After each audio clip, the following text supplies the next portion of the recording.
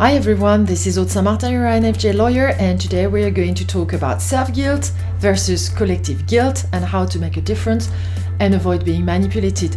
Because guilt is a tool of massive manipulation. We need to know how to get out of manipulation nowadays. Before I get into the subject, as usual, I would like to invite you to subscribe to that channel and leave your comments after this video. Okay. So, at the base of guilt is the pain that you cause to others or yourself.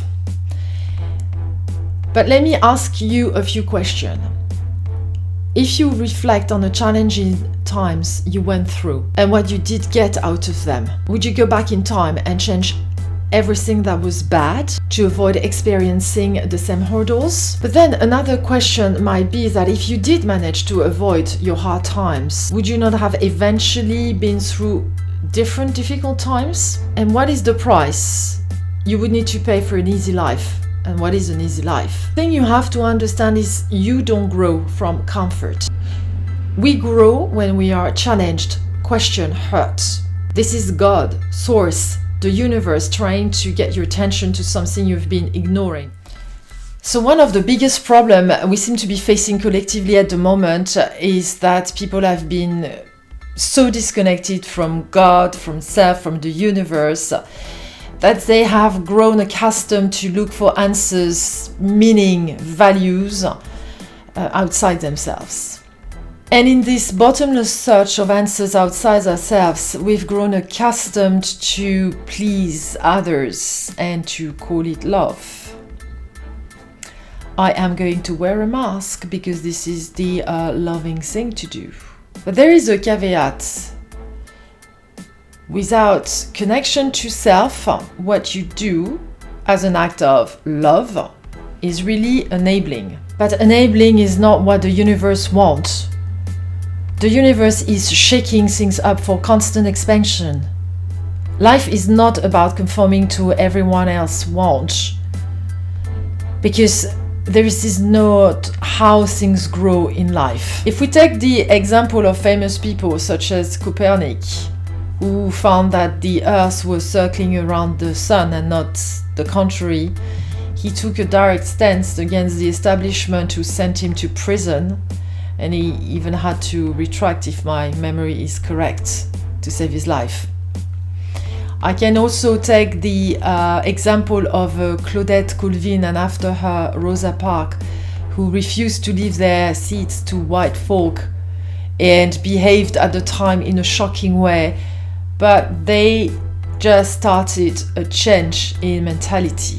All these people and many more, they took the risk in their life to shake the daily expectations, and probably because there was a conviction. If you take Copernicus, if you take Claudette Colvin and Rosa Parks, there was a conviction that had to change. You know, it comes from within. They were not afraid to stir up the pot. Maybe they were, but they did it anyway. There is no growth in abiding by the norm. The only way to grow is speaking your truth. Because if you don't live your truth, you try to please everybody on a constant basis, then you will never get to see people's dark side, or you will just deny it, which is a recipe for disaster. We did not come here to live in all love and light and putting aside all the shadow aspects. We came here to develop and bringing out all the traumatic and shadow aspects to the surface. By doing so, we are able to revisit the all consciousness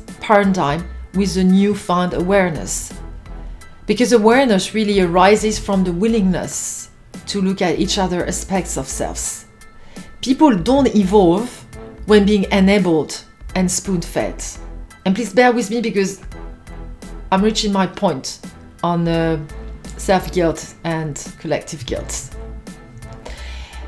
So now the thing is, we are so concerned by how people will perceive us if we speak our own truth.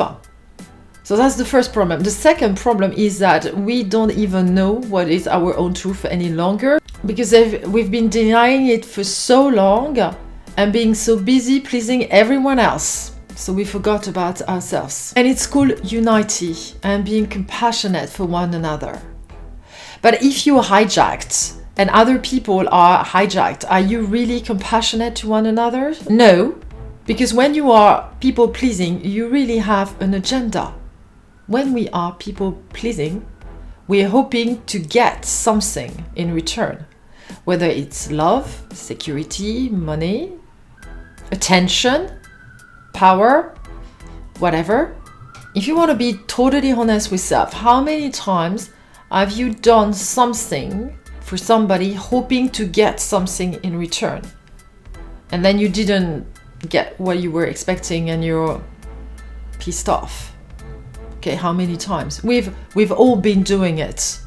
But really, living your truth is going to be perfect for everyone around you. Let me take an example. Let's say you're gay, but you're afraid to go outside of the closet out of respect for your family. But are you really preserving your family, or are you mainly hurting yourself and also very probably disabling these people from actually growing and expanding their mind? Well, if you are born gay, maybe it's your responsibility to announce it to the world. Your family might not like it, and somebody who is hijacked will tell you that you're being selfish towards your dad or whatever. Just like, if you don't wear a mask, are you being selfish? My point is, everyone has an opinion based on their own limited belief and their own disconnection from self. If you or someone you know is always saying yes to their relatives, partners, because they're too afraid of their reactions, the avoidance of bad reactions will always come at the price of their own integrity and authentic relations. It's going to kill the chance of any true relationship in the egg, so to speak. And if you always say yes to your spouse, you will never know how he or she would behave when you say no. Nowadays, what we call unity is the very opposite of it. Unity of thought, unity of behavior, unity to the norm. The whole matrix has been flipped. Unity is not some sort of image or agenda. I'm going to do this because I want to be compassionate with people. No. How about doing things because they are uncomfortable and they bring back to your authentic self? That is unity. Unity has nothing to do with other people, but everything to do with oneself. And that is the premises of collective guilt. Self-unity, on the contrary, the unity with oneself, will act as a trigger for people to become at one with themselves. The world does not function better because we point the finger at each other, but because we lead by example. If you're constantly looking for outside approval, then what you call unity is really codependency. If you have a trauma you've never dealt with, and you're just trying to show your best facade all the freaking time, you are fragmenting, separated, and everything you see as unity is codependency. And this is collective guilt. Codependence and codependency is very vulnerable to guilt trip. That's one way of manipulating the codependent. And the only way forward is to be able to move these so-called bad energies up to the surface so that we can look at them with a new awareness devoid of lack, shame, and guilt. The real danger in abiding by the collective narrative at the detriment of your oath is this collective guilt, and it is a special kind of guilt, one that leaves you powerless, dependent, and addictive to any distraction that will lessen the pains you get of not conforming to it. It is one thing to feel guilty for having trespassing your own values. You can always correct your behavior, you have some power there. And then the guilt is a useful tool to help you stay true to yourself. But it's a very different thing to disregard some outside value whose meaning can be manipulated over and over again so that you can actually never fulfill its requirements. That is a real trap. You cannot correct something that is outside yourself. And you can be manipulated to do even more and go the extra mile to abide by somebody's will or somewhat ever-changing authority or request. Are you with me here?